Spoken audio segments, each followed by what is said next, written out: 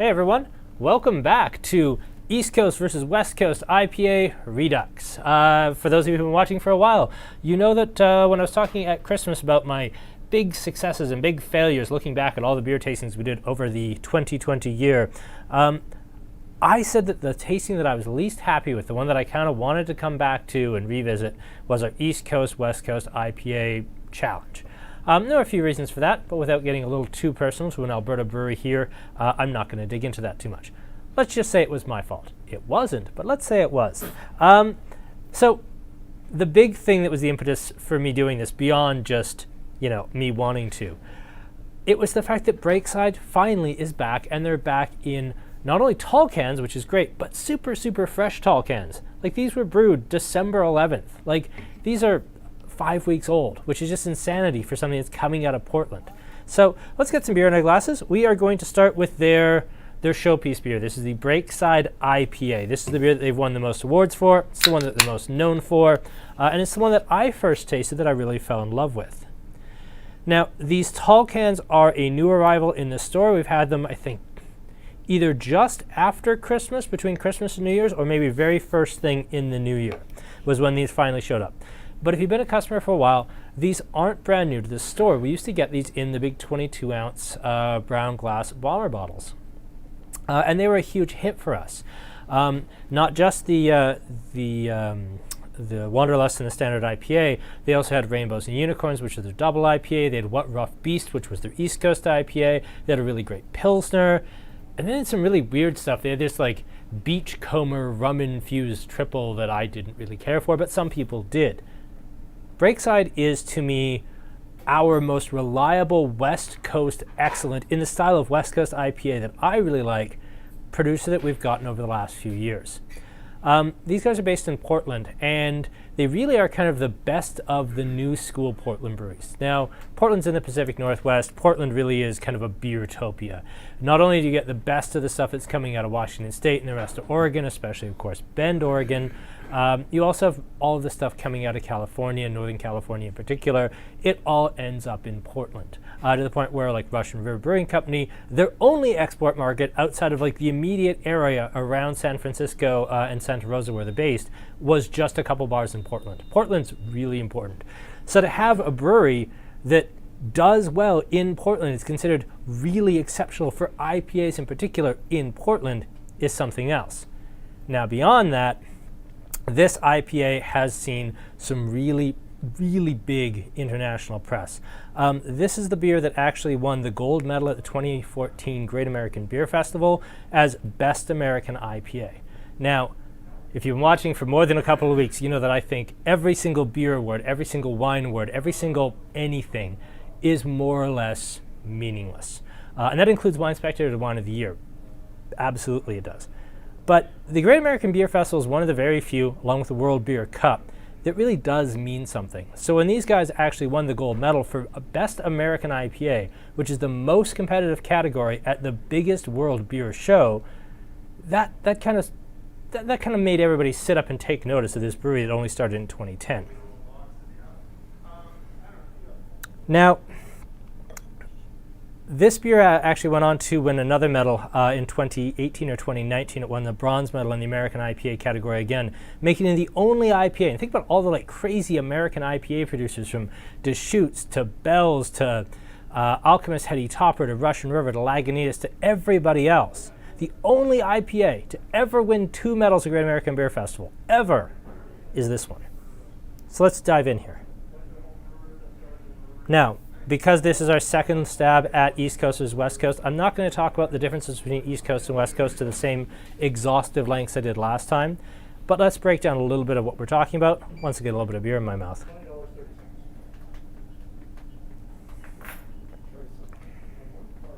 Okay, yeah, that's the type of IPA that got me into drinking IPAs, is this Breakside. Aaron, you don't have this in your glass. Nope. I'm deeply ashamed of you. Sorry, just checking all the stuff. No, I'm just doing my job. It's what the Nazis said too. Unbelievable. All right, so West Coast IPAs. these get their start realistically in the early 1980s with the New Albion Brewing Company, and we are really starting in the San Francisco Bay Area. From New Albion, we jump on to, which was not a brewery that lasted very long, but they did actually start before the revamp of Anchor Brewing Company. We then got into Anchor Brewing Company and their launch of Liberty Ale, which at the time was considered to be a beer so bitter so many people couldn't even drink it, and now I'm not sure I even consider an IPA anymore. After that, we start getting into the range of Lagunitas, of course Sierra Nevada, Russian River, and on and on and on. And what this eventually turned out to be were IPAs that were a lot paler than the classical IPAs that were coming out of the UK, and also the IPAs that at the time were being brewed on the East Coast of the United States. If you go back before the New England IPA explosion, you look at IPAs that were being brewed in the Midwest and IPAs that were being brewed out east, and I'll use like Bell's Hop Slam here as an example. They were a little bit darker, they were a little maltier, they were a little richer.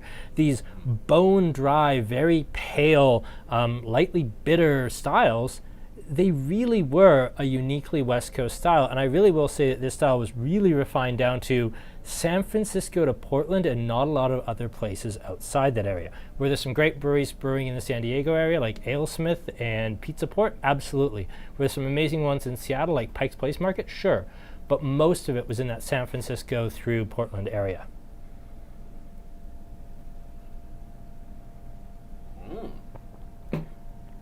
Now, I did look up the hopping on this last night. It is mostly Citra with, I believe, Centennial is the second hop. If somebody wants to look that up online and correct me, feel free.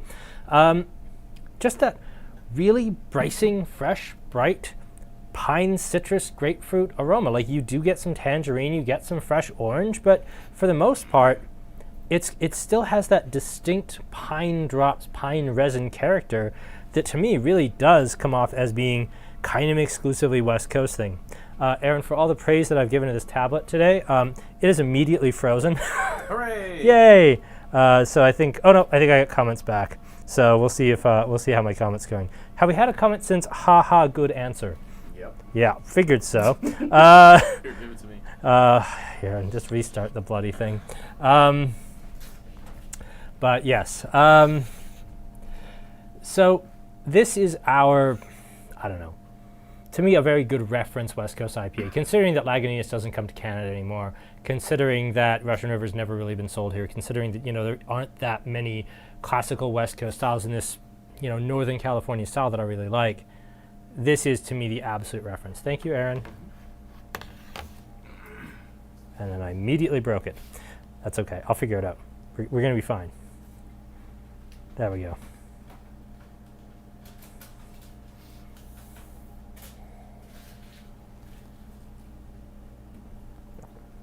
Was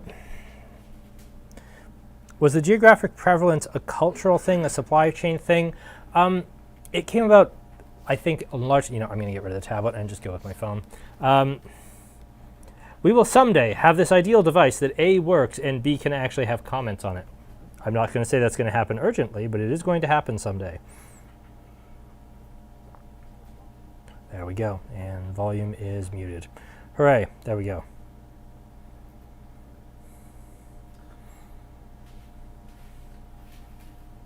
Okay, I think we're back on. All right.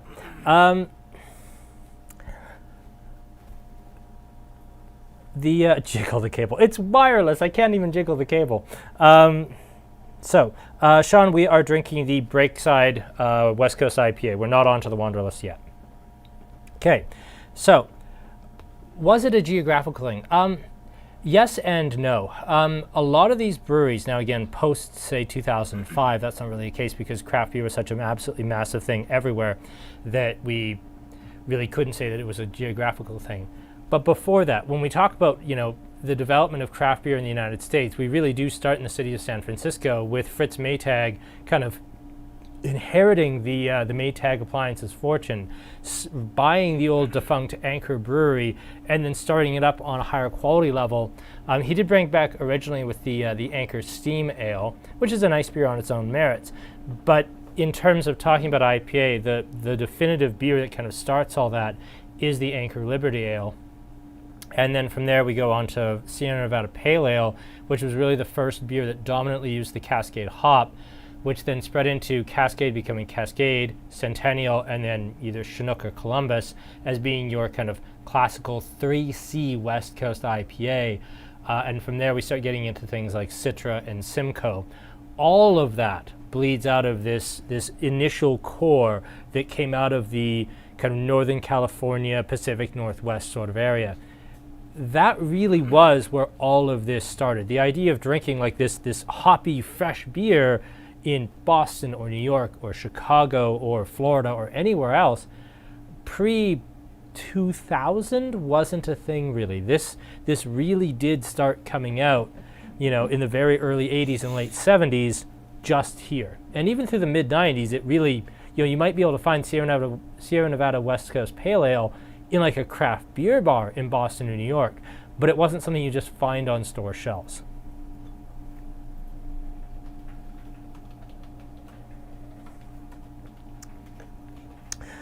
I will say that this is something where the bitterness, I initially don't notice it because I really like this style, but the more I dig into this, the more the bitterness really does become more and more apparent, as does a little higher alcohol. We're doing an absolute reference beer for me here in the Afternoon Delight at 5.4, and the Big Hat is at 6.5. This is at 6.4, and I really like this. Classically, of course, with West Coast IPAs, they tended to all be right around 7, so this is actually a little lighter than an old school West Coast IPA. But I love this style. It's so bright and so fresh and so clean. It reminds me of why I got into beer in the first place.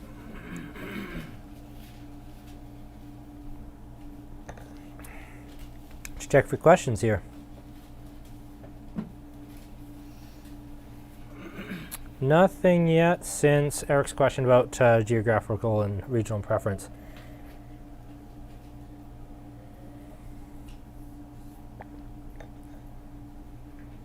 Okay, Breakside hasn't been around a really long time. These guys started in 2010. Now, this is after most of kind of the big names in Portland got going. When I talk about big names in Portland, I'm talking about breweries like Gigantic, Hair of the Dog, Upright, and once you're just outside of Portland, up in the town of Hood River, you've got Twin Sails right there. I don't know if we've ever seen Twin Sails here.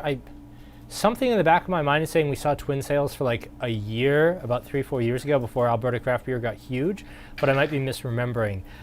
They're at Hood River, and Twin Sails, if you ever travel in Montana, Washington, Oregon, even in Idaho, Twin Sails is absolutely everywhere. You walk into like any bar, the first hoppy beer on tap will almost invariably be Sierra Nevada Pale Ale, and the second will almost certainly be Twin Sails IPA, and these guys are just outside Portland.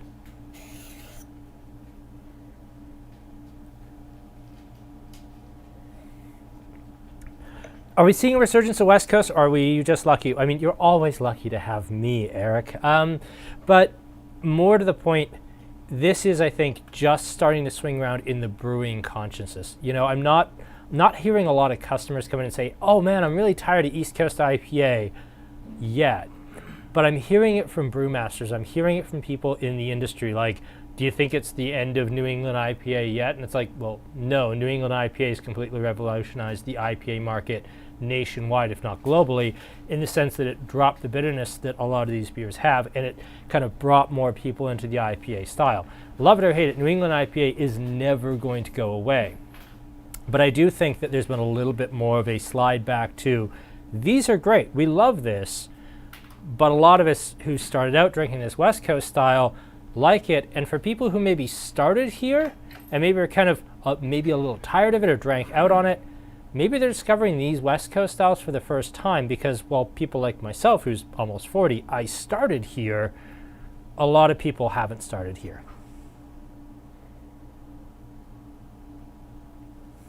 Sorry, Craig, I think your initial question got lost in the great tablet error of earlier this evening. Yeah, that is something that's really interesting, isn't it? Is you get a lot more cereal grain because in certain ways, it doesn't have as much going on as maybe an East Coast does. I find with the East Coast, there's so many different things going on with the hops. There's a grassy note, there's tropical fruit, there's your traditional citrus fruits. There's just so much coming at you all the time that the grain bill really can be an afterthought.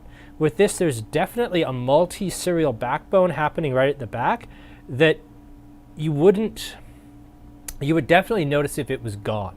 I think we kind of saw maybe a little of that last week when we did that Citraddiction Blonde Ale, where I really liked it, but I think I was the only one. That was the case where the hops were really right in front of everybody's face, but there was no malt backbone. It was just basically hop juice. This doesn't have that. This has that really stiff, aggressive malt backbone, and it has that for two reasons. One, if you look at the color, it is a little bit darker. Because this has a little bit more bitterness, in some cases a lot more bitterness than the East Coast, it needs that caramelly sweetness to balance out the bitter. But also, that's just appropriate to style. You want it to have that malty backbone because that's how West Coast IPAs have always been done. Are there West Coast IPAs that just taste like hop juice? Absolutely. I've had some. I actually had one that was literally branded as Hop Juice IPA. It wasn't very good. But that style it lends itself to having a little more maltiness.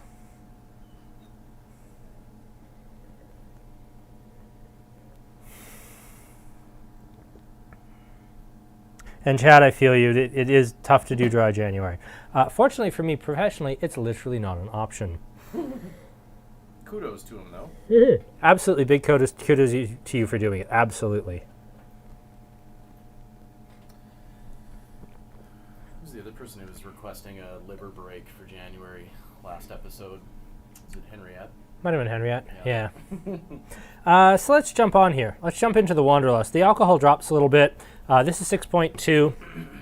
The Breakside IPA was actually the very first beer they launched with back in 2010. If you just Google Breakside Brewery interview, there's an absolutely fantastic interview that the Oregonian newspaper did with the founder Scott Lawrence, as well as their head brewmaster Ben Edmonds. I watched it night before last. I watched that, and the history, Scott Lawrence was not a beer guy. He was a software guy, and he founded Breakside just because he came to Portland, fell in love with the city, noticed how much beer culture was a part of the Portland experience, and just jumped all the way in with both feet and started Breakside. Ben Edmonds was a home brewer that met Scott Lawrence probably at a bar, and he has literally been the only brewmaster that Breakside has ever had. They founded a IPA-focused brewery in a town that desperately did not need another IPA-focused brewery, and then they went on to win best brewery. They were best new brewery in Oregon their very first year. They've won best brewery in Oregon 2 or 3 times. They didn't win last year, but they were the best brewery in 2019. They've spread from one very small brew pub in Northeast Portland to having 3 locations now, and they just keep going bigger and bigger and bigger. Now this is a 5-hop blend. This, I can't remember all the hops that are in it. It is on Breakside's website. I should have written it down. I didn't think to because I was struggling with this stupid tablet. Now, these 5-hop blends, I sometimes wonder because I find that single hop IPA can really shine through. It can have a lot of really pretty complexity. And when you do maybe 2 or 3, they can complement each other. I think we really demonstrated that when we did kind of the saturation tasting and the single saturations. But when we get to 5 hops, I sometimes wonder, are the flavors going to get muddled? Are they going to get confused? And I don't find that's the case here.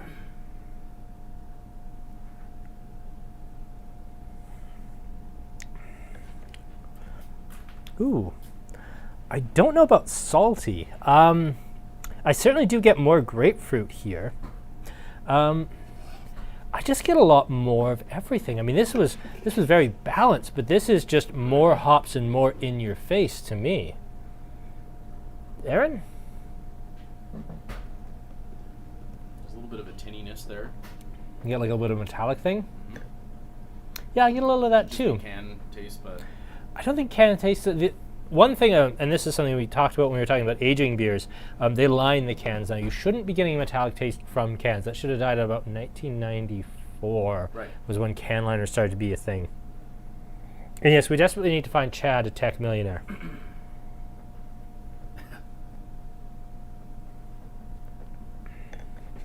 Well, Aaron's really into tech. How's your $1 million doing?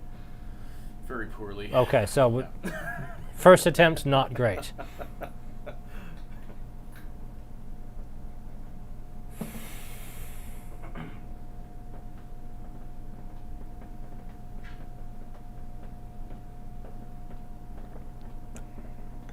Ooh. I don't know. I mean, I love the really classic style of this. This is cool. And you know what's funny? When I first was lining these up, I was like, oh, I really hope the Wanderlust doesn't absolutely drown out the classic West Coast IPA, because I remember the Wanderlust being like even bigger and more expressive. I don't know. This one seems a little harder edged, like. Yeah, it's a little bit meaner to you. Yeah. Not more challenging, really. It's just kind of well, maybe a little more challenging. It's kind of it's just kind of like a bit of a sharpness to it that the other one lacks. I think that's fair. Mm-hmm. And Sean Fitzpatrick agrees with you. He also thinks the Wanderlust is maybe the nicer beer. I actually like the classic personally. I think I think that's more my speed. Maybe I'm just blown away by all the medals it won. And Sean might have had 4 Wanderlust last week. Well, that's fair. I also have had some Breakside since they came in. I was so excited, by the way, because as I've touched on this a little bit, I think the growler market to a certain point is dying. I think things like the establishment sour ales that come in as like one-off 750 mils and not available any other way, I think those still have a little bit of legs, especially for people who want to age them, because those sours will age. But for day-to-day, I can't remember the last time I wanted to buy like a bomber of something, because you only get 150 or 175 mils more. It's usually more money. It's inconvenient because it's bloody glass, and cans chill down faster. You can crush them down in your recycling. We do the build your own 4-pack, which I probably take advantage of as much as anyone. Yeah, I don't really see bombers. These did surprisingly well. Considering that this is a store that basically doesn't sell bombers anymore, other than the establishments, and the cabin barrel-aged barley wines did really well. But broadly, bombers are dead. 2 summers ago, we were still selling like a case a week of like 3 or 4 different Breaksides. And I remember when like What Rough Beast, their version of an East Coast IPA came in, we did like a 4 or 5 case stack of them. They were gone in like a long weekend. These guys were doing really, really crazy numbers, even in a category as dead as bombers. I'm really glad to see them in these cans, and I really hope we'll see some of the others, because What Rough Beast, if it ever comes back in, even though we're a West Coast specialist, we'll be talking about it on the table here, because that beer rocks.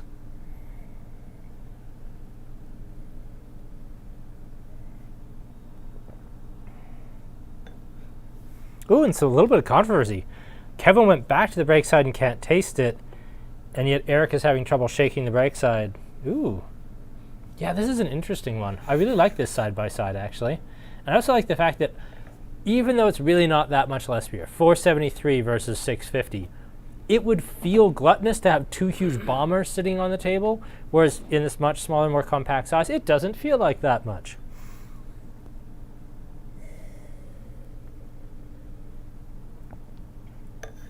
And yeah, the build your own 4-pack really, I mean, for an idea I stole out of Happy Harry's Bottle Shop in North Dakota, it's turned out to be just a huge hit for us, and it really does give me the opportunity as well to do a bunch of different things, and it also occasionally does allow us to get rid of some mistakes.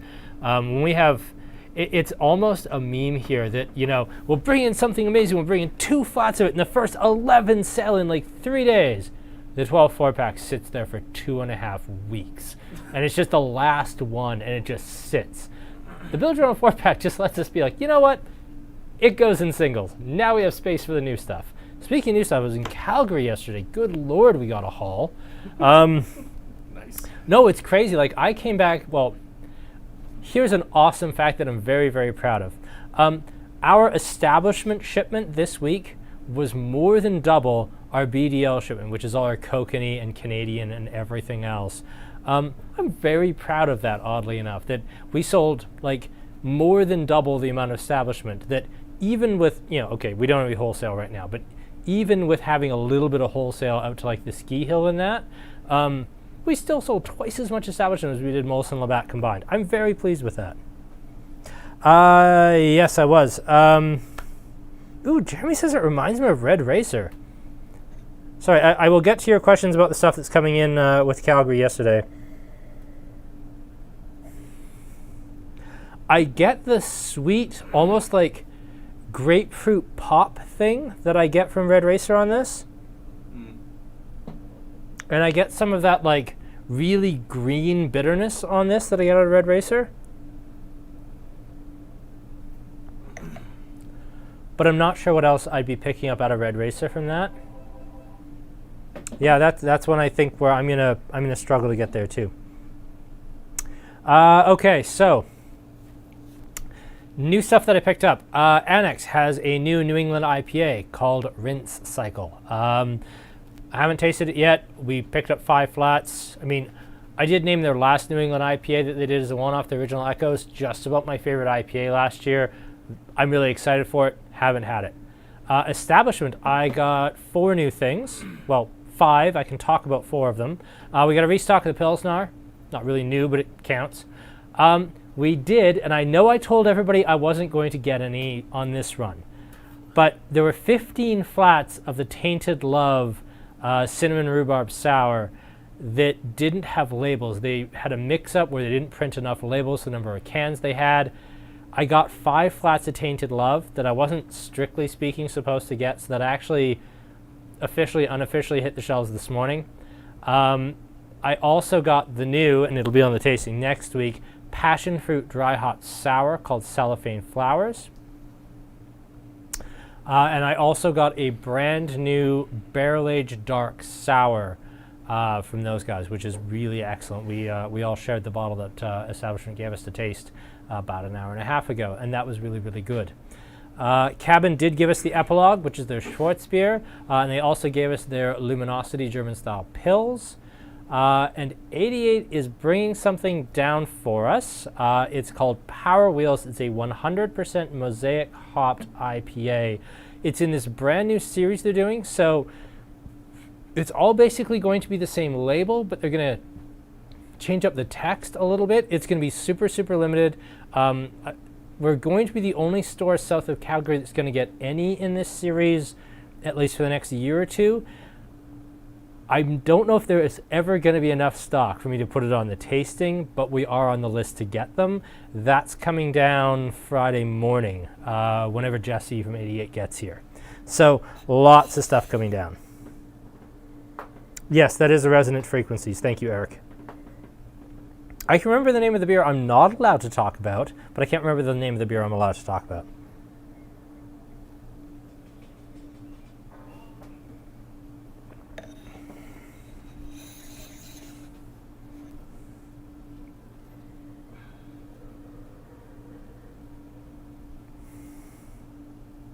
I've been doing too much talking and not enough drinking.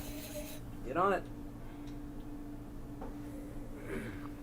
Yeah, it was a good week for us, Sean. Like, we picked up just about 40 flats at Establishment. It was a big run, which is good, because if I wasn't really laden down with beer, I'd have gotten blown off the highway last night. Because that was fun, driving back in that windstorm in a 40 Econoline van with a blown suspension. It was great. Yeah, do you want to know how many semis I passed blown over in the ditch? Yeah, last night was great. Let's never do last night again. Gnarly. I know that experience in that van. Yep. Yes, it is, but we're not supposed to say it out loud, Devin. This was the non-disclosure agreement we signed with Establishment.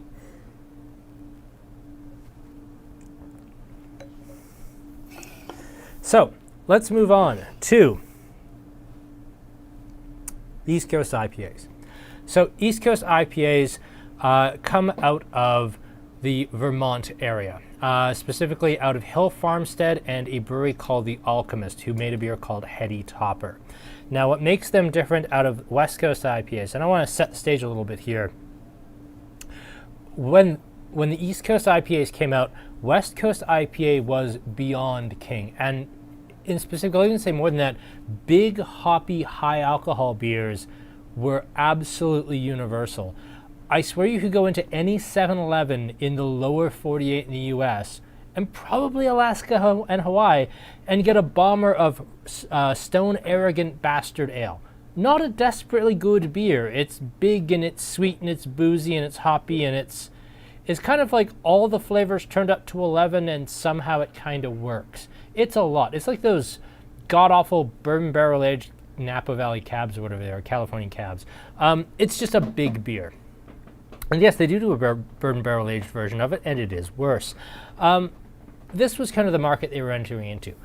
I think it was 70 or 71% of the craft beer market was dominated by the IPA category.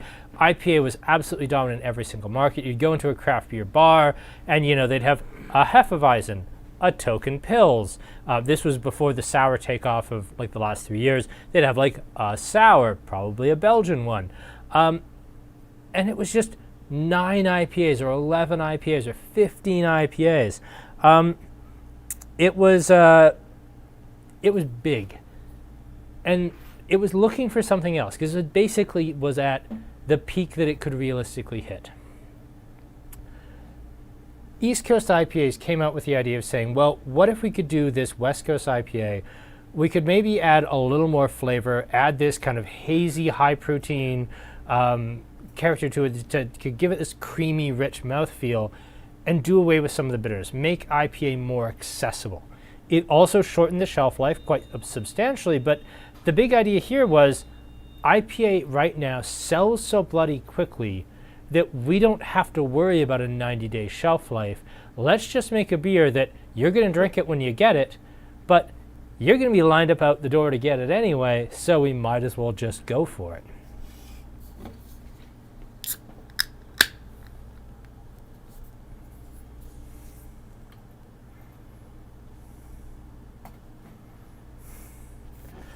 Okay, so let's jump into an absolute classic, the Establishment Afternoon Delight.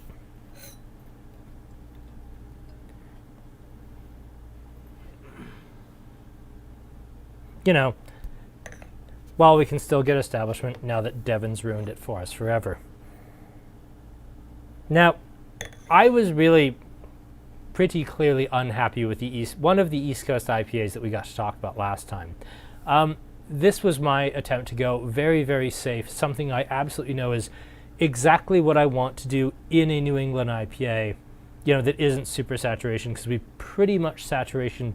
literally saturated the market on saturation. I wasn't going for that, but that's what I ended up basically saying.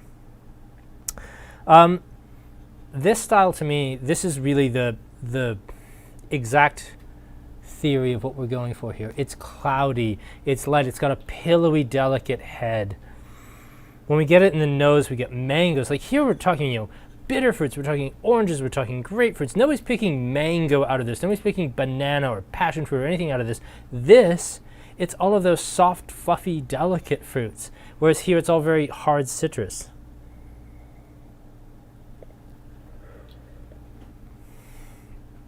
And then in the mouth, and last time we did them East Coast first and West second because I didn't want your palates to be jarred by how bitter the West Coast was. I actually regretted that at the time afterwards because I wanted you to notice how much of a step down the lack of bitterness is. This is still a very bitter beer. If we started with a German Pils and gone to the Afternoon Delight, you'd be like, wow, that is a lot of bitterness to it. Going from west to east here, this almost could have no bitterness at all. It's so soft.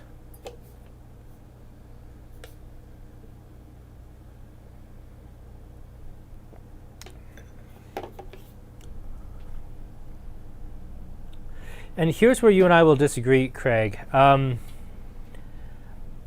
Maybe like saltine soda crackers, perhaps, but it's not that bright, crisp cereal grain malt character that I usually associate with.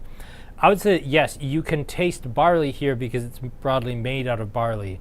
I wouldn't say that the grain or malt profile here is really bringing up the beer. I think it's there to support it, but it's not on display. I would say that with this beer in particular, the malt profile is on display. You can feel free to disagree with me if you like, but I think here it's an aspect, here it's a focus.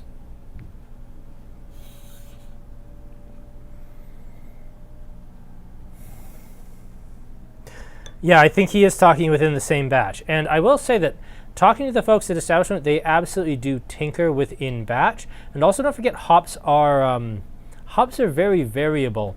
I mean, a batch of hops that were packaged a month ago versus a batch of hops that were packaged 3 months ago, even if they're vacuum packed in a metal package and kept at like super sub-zero conditions, hops are so fragile they can still degrade even in that time.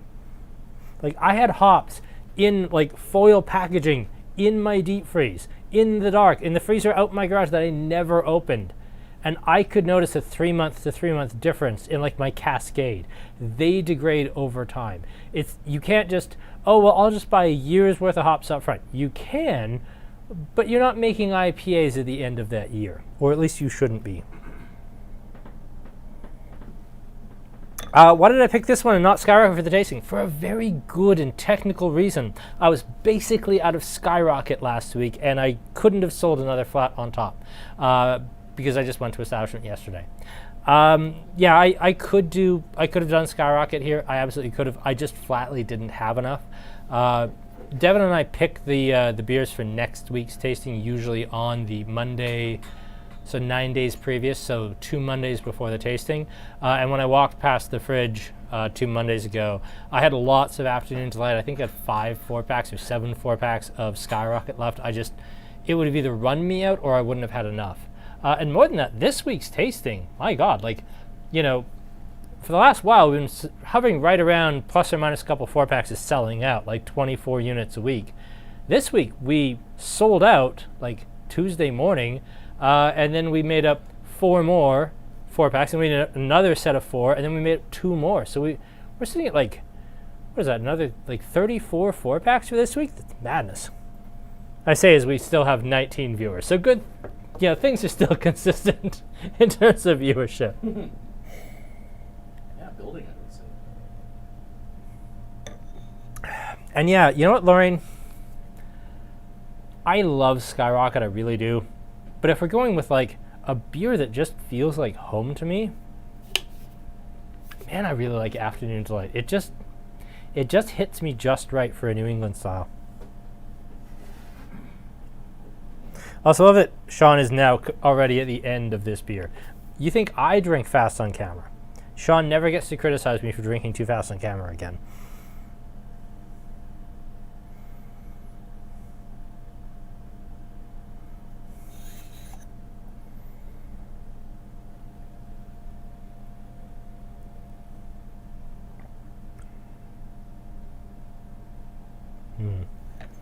Just makes me so happy. A way to comment on the order in terms of change.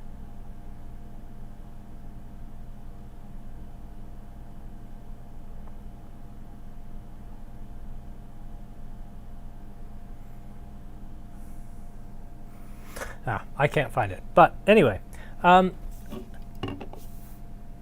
I hope that like we all get immediately the difference between this West Coast style with the big bitterness and then the soft pillowiness of this East Coast style. That's really what I was going with, and I think we did it better this time. The issue that I had last time was that the 2 OT beers were way too similar to each other. I don't think anybody here would taste the 2 Breakside beers and say they shared a distinct closeness in style with the Afternoon Delight. I think they're very distinct from each other.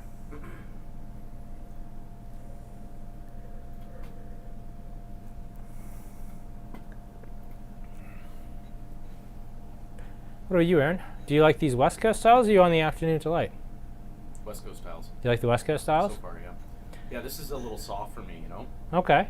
It's a very drinkable summer kind of like feel for me, like, but it's not, I like it, don't get me wrong. Yeah. It's not like, I don't know, I like these 2 are both like higher in alcohol. They I think are. That's what really like appeals to me for this style.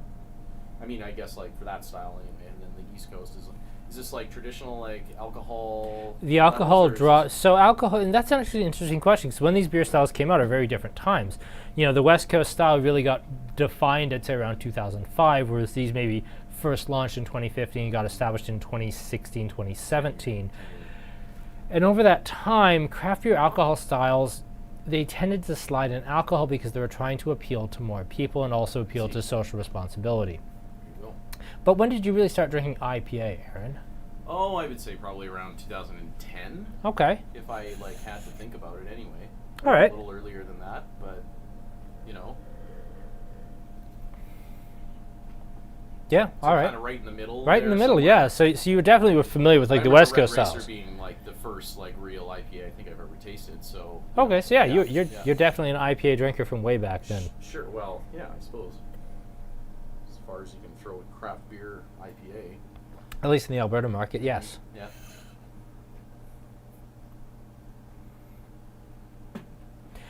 Yeah, and I agree that single sat tasting was a lot of fun. I still have quite a bit of single sat left. I bought buckets of it.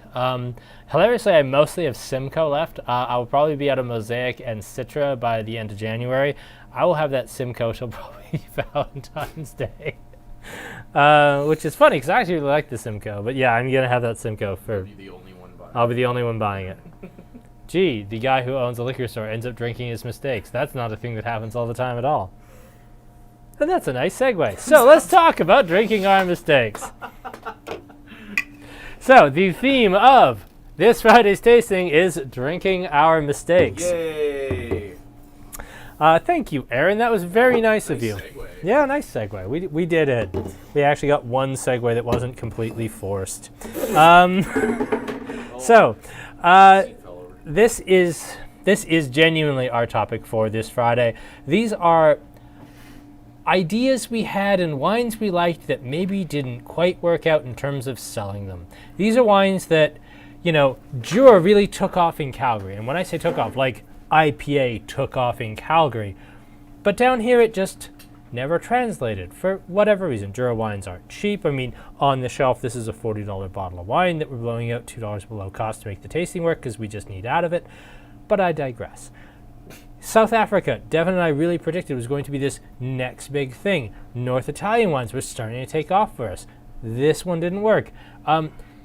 Tuscany's been such a... It's been such a finicky, annoying, generally aggravating section to deal with the last 5 years. Chianti as a category is dead, and yet at the end of the year we have sold a surprising amount of Chianti, and yet this, which I think is vastly better than any Chianti in the store, and is $25, I can't give away, and yet the wine next to it, which is also from a super esoteric part of Tuscany, that's, I think, slightly less good, and is a couple dollars more, it sells great. I don't know. So these are our mistakes, brought down to effectively cost, or in one case below cost, because failure's interesting. Why didn't this work? And I think this Friday is going to be a lot of fun. We are very nearly sold out. The limiting factor is actually this wine. The computer said 20. I had 19, so I had 18 wine kits to sell. It was off by 1 or 2, so we are just about sold out of the total kit. If you do want to buy the kit and we're out of this, we'll obviously lower the price. But yeah, it's going to be a lot of fun. Friday's going to be a laugh and a half. I'm looking forward to Friday.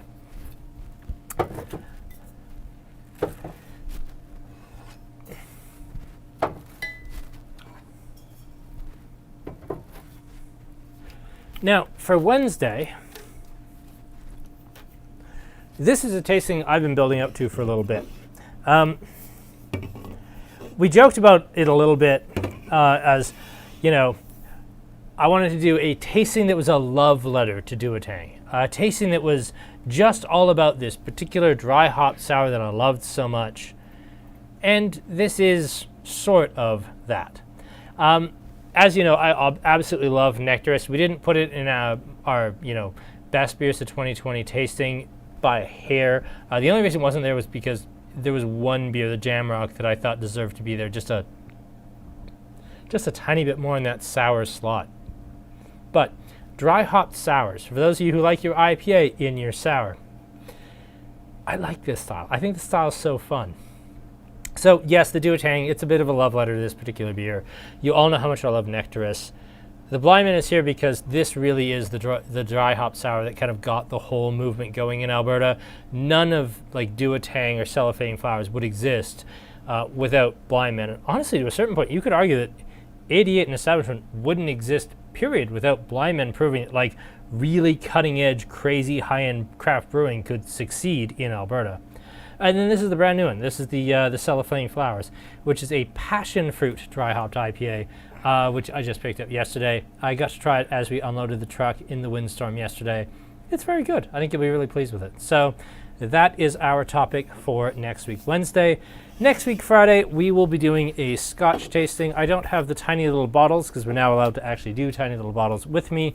We'll be shooting the promo on Friday, and I'll be talking about the actual tasting on Friday night as part of that.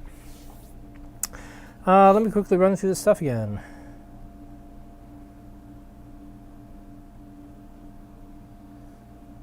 Thank you, Deirdre. That's very nice. Brilliant seg. Yes, we managed one in about a year. Crushing this. Crushing that? Do it. That's fun. I liked this one better, so this is mine. All like 1 ounce of it is left in there.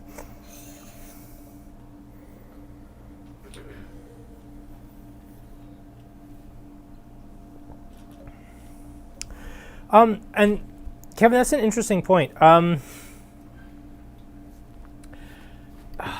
Before we get into the last bit, I'll just touch on Kevin's point here. I've talked about it to death in the wine tastings, but wine is really fatty. People do tend to just go for certain things. Like New Zealand has always existed, you know, it's a continent. They've been making wine there for about 140-ish years, 150 years now. But the New Zealand Sauvignon Blanc, as much as we carried Mount Riley and Oyster Bay and Stoneleigh and whatever else, no one cared prior to 2012. Like, literally no one cared. They were there, they were on the shelf. I remember in New Zealand section being like 4 wines, and there were Mount Riley, Oyster Bay, Stoneleigh, and I think we still carried Cloudy Bay even back when. Now, you know, it's a huge section.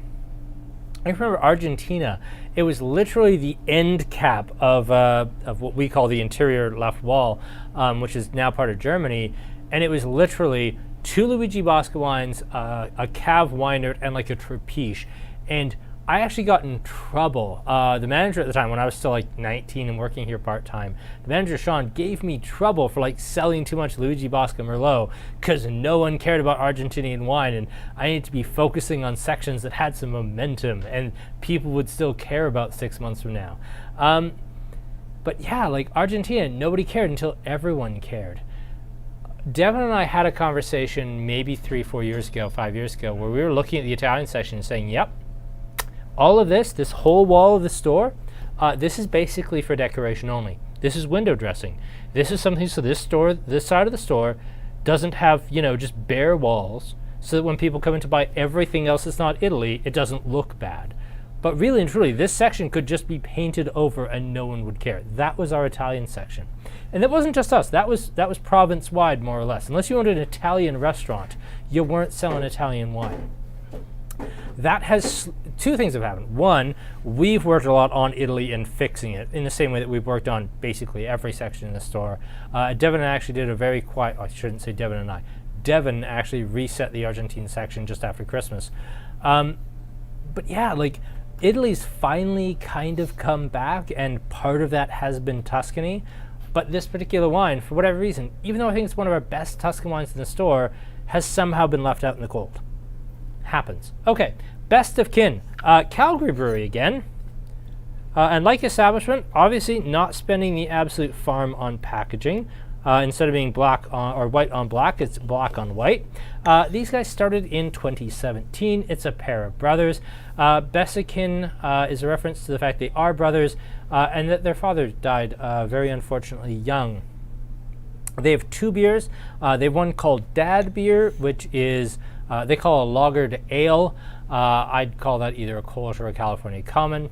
I honestly can't remember which. One is an ale treated like a lager, one's a lager treated like an ale, and I can't remember which way that works, and I didn't look it up before the tasting, so we're going to say it's one of those 2. But as much as that style appeals to me, in the sense it absolutely doesn't, this is absolutely my thing, and thanks to Scotty, who actually recommended this one. He was the one who said that we absolutely had to feature this, and he was right. This is an excellent New England IPA that I had missed because they've never sent a rep down here to actually show us this beer. So very, very good. Bonded by Beer. I know, like, they don't really have the name on, like, they've joined the family at Best of Kin, and I guess Best of Kin's up here, but yeah, Best of Kin is the name of the brewery. Yeah, 2 brothers. Amount of information on these guys is really scant. I went looking for more information. There was the information on the can, the information on their website, but I tried Best of Kin Brewery interview, Best of Kin Brewery history, Best of Kin Brewery anything. I couldn't find an interview, a magazine article, anything that would give you any more information than the absolutely scant amount that's on their website. Okay, Eric, that's cheating. I'm not on Instagram. I want to try it.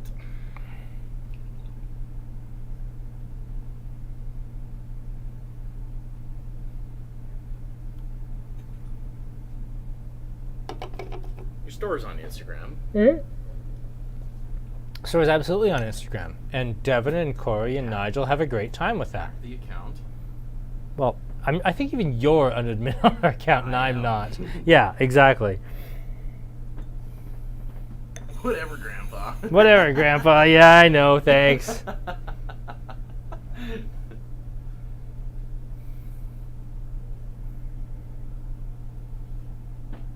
Ooh, wow. Like, we're getting really into this. Untapped listens a contract brewer. Okay, now, to be fair, lots of people are contract brewers. We were actually talking about this earlier today, about contract brewing in Calgary in general. Like, Cabin doesn't have the capacity to do how much beer they do. Most of Cabin's beer is brewed at Field and Forge.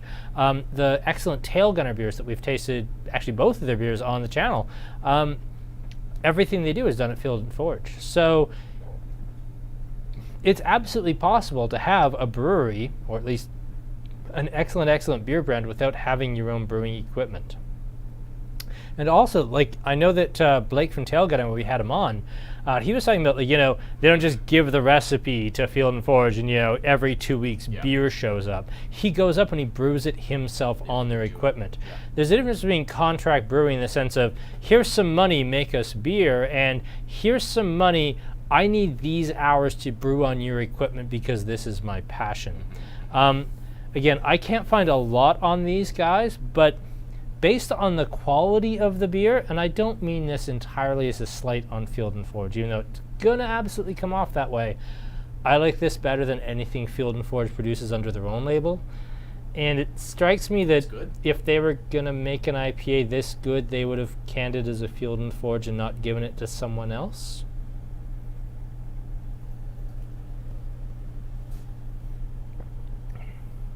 Okay, Lorraine, it's funny you just said Shock Top.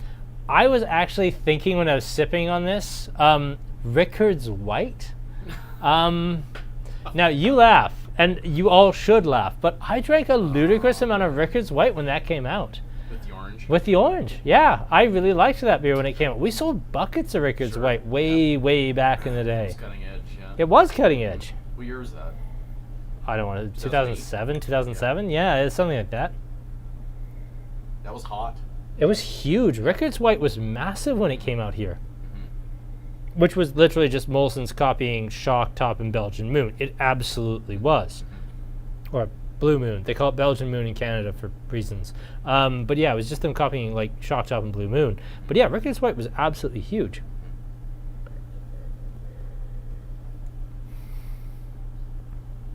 But yeah, Mandarin Orange, but Totally. I kind of like this. Maybe I'm giving it a bit of a free pass. I like it better than the Afternoon Delight. I don't like it better than Afternoon Delight. I just genuinely like it as a beer. I don't think as an IPA it particularly stands out. Right. I just genuinely enjoy it because it's rich and it's sweet and it's got a lot going on. I would almost put this more like a hopped wheat category, a hoppy Hefeweizen category, especially with that much orange to it. I don't know. Maybe I'm just giving this a pass because I like the story and the packaging and, you know. It's drinkable. I think it's... I mean, and also Scotty talked us into this, and, you know, if I tell him it's absolute garbage and rip it apart in the air, he's never going to come back to another tasting. He's just not, and I don't blame him. But, you know, beyond that, I actually genuinely do like the beer. I will disagree with you that I think that it's better than the Afternoon Delight. I do like the Afternoon Delight. Yeah. But I got to say, this is stronger. This is fun. I think it is stronger. Yeah. I think that's what gets me. An IPA, it's got to have that booziness, you know? Yeah, but you know what I like more than that? I like the fact we're having this conversation. Yeah, like we have some controversy. Like we split on the West Coast IPAs. Yeah. We're splitting on the East Coast IPAs. Yeah, you love confrontation, eh? I do. Well, no, actually, hilariously, I absolutely can't stomach confrontation. Horrified, yeah, I'm terrified of it. horrified, It's actually like a major problem that everyone who works here has with me. Is like I never like to have difficult conversations. Safe space to do it, though, I suppose. Now it is. 3 or 4 beers in, it's great. I'm gonna get really angry at you, Aaron. We're gonna have a chat about this. Damn it. It's coming up in my review. Yes, because we're having a review. Go back to the first beer. Oh, wow. Maybe we're the only ones who really dug this.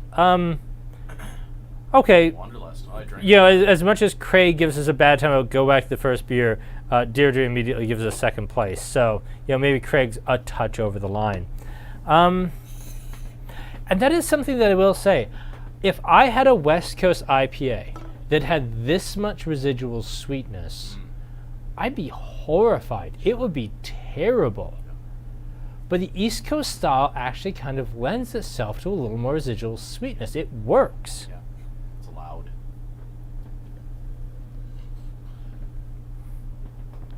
Sean, circa 2000 in a Manitoba bar, you'd be drinking standard lager and wondering how the hell they got away with that trademark infringement. Have you ever had a standard lager? Standard? Yep. No. Actually, could you grab a picture of a standard lager bottle and throw it up on the old screen there? Yeah, it's only sold in Manitoba, and when you see the label, you'll understand why. Oh! Yeah. How'd they get away with that? Oh, that rules. I love it. And yeah, I've never seen it sold outside of Manitoba, and I've only seen it sold in like dive bars. But yeah, standard lager, it's a real thing. Okay, here it comes. Here we go. Fading in. Oh, are we fading in? Oh, we've The king of Manitoba. the king of Manitoba beers, standard lager. Yeah, I right? Like, I'm not the only one seeing this. I mean, it's kind of insane that this is a thing that they've managed to get away with.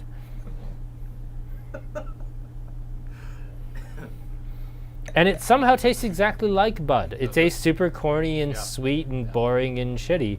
But yeah, I mean, if you're in Manitoba, and I shouldn't say, I shouldn't. Just for posting it. Yeah, exactly. I shouldn't say it. I actually like. I've been to Manitoba genuinely and spent some time there drinking beer.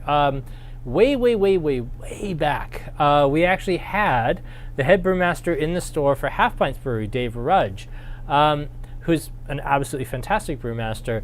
He actually made a Canadian whiskey barrel-aged imperial stout. This is way before everyone in the moment was putting imperial stout in bourbon barrels and just calling it whatever and putting it out. He did one, I want to say this was maybe 2011, maybe even earlier than that.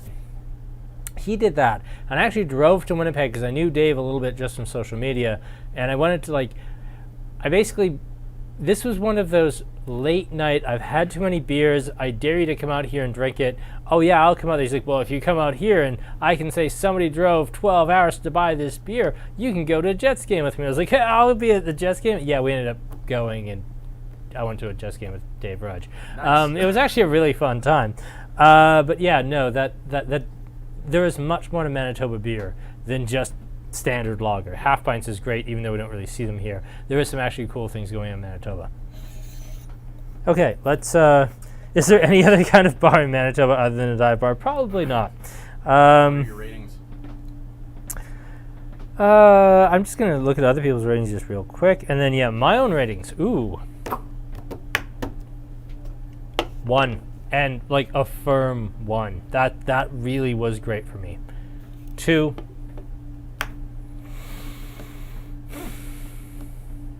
I know I talked this up, but 3, 4.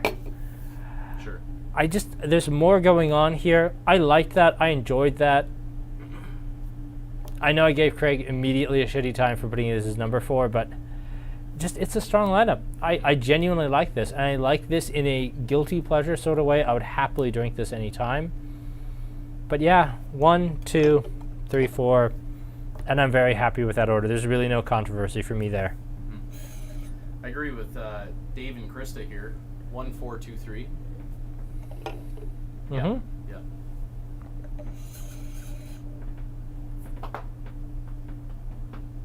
OGC in Winnipeg?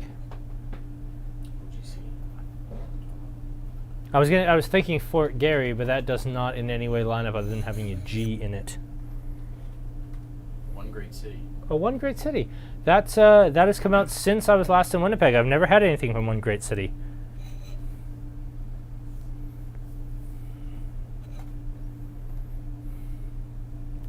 All right, I think that's 7 bells. Shall we wrap it up?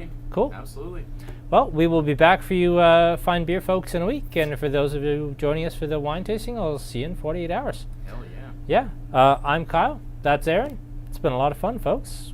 Thanks very much for your last hour of your time. Nice. Cheers.